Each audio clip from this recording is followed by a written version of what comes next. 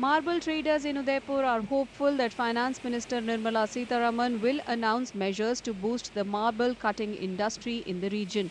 One of the most prominent demands from the traders here is to reduce GST rates on marble trade.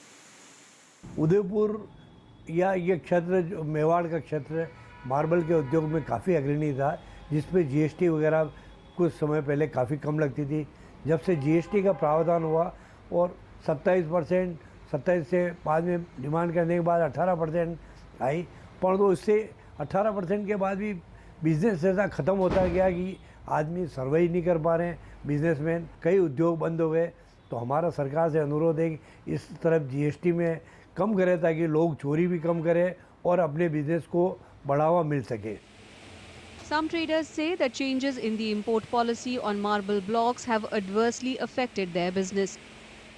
सरकार से हमको ये चाहिए कि जो पहले एक रेस्ट्रिक्टेड लाइसेंस की पॉलिसी थी, उसको इन्होंने सरकार ने कुछ साल पहले ओपन पॉलिसी में कर दिया था, जिससे कि इंडस्ट्री में वो नहीं आए मार्बल के इंपोर्ट के ब्लॉक्स वगैरह, हमारे को जो खरीदने की स्वतंत्रता थी वो ख़त्म हो गई।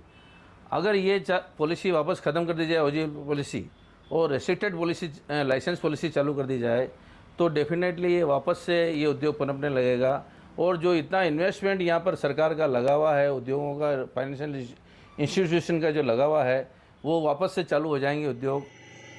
Marble traders also demand the establishment of a one-window clearance system to facilitate ease of doing business for them.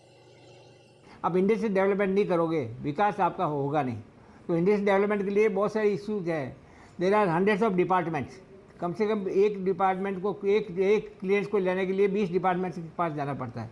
कि जब तक आप वन विंडो सर्विस को नहीं लागू करेंगे कि एक जगह बैठे और एक जगह से सभी डिपार्टमेंट का परिचय एक ही टाइम में हो गया और विद इन टाइम बाउंड हो गया, तो बाकी अदरवाइज सब कागजों में रह जाएगा। तो जब आपको डेवलपमेंट और विकास करना है, इंडस्ट्री डेवलप करनी है, तो उसके लिए वन विंडो सर्विस करना है। Nirmala Sitharaman will present her 7th straight budget after Prime Minister Narendra Modi appointed her as Union Finance Minister in the new NDA government, signalling a continuation of economic policies.